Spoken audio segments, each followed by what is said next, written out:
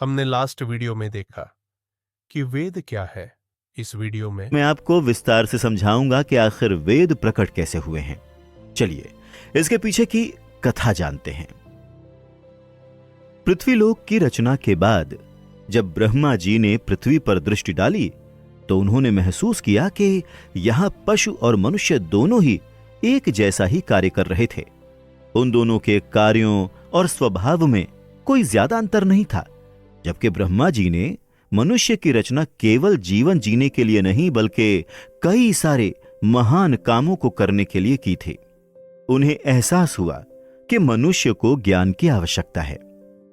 वो इसी उलझन को लेकर जब श्री विष्णु के पास पहुंचे तो विष्णु जी ने कहा कि ब्रह्मा जी का कथन सही है। मनुष्य को सही आचरण के लिए ज्ञान की आवश्यकता है।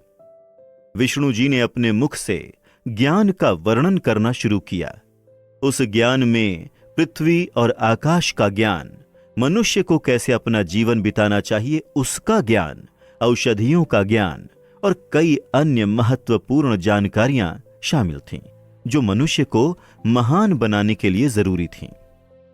ब्रह्मा जी ने उस ज्ञान को सुनते ही उसे पृथ्वी की ब्रह्मांडीय ध्वनियों में परिवर्तित कर दिया जिससे उन्हें ध्यान द्वारा सुना जा सके। अब आप सोच रहे होंगे कि आखिर ये ब्रह्मांडीय ध्वनियां होती क्या हैं?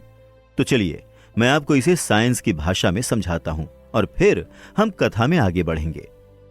ब्रह्मांडीय ध्वनियों को विज्ञान की भाषा में कॉस्मिक वर्ल्ड्स या कॉस्मोलॉजिकल रियल्म्स कहा जा सकता है, जिसका अर्थ होता है कि कई सारे ब्रह्मांड यानी कॉस्मोस ध्वनियों से ही बने हैं।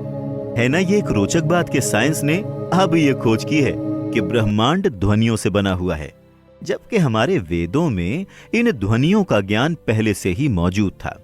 ये तो बस शुरुआत है। ऐसे कई चौंकाने वाले तथ्य आपके सामने आना अभी बाकी हैं।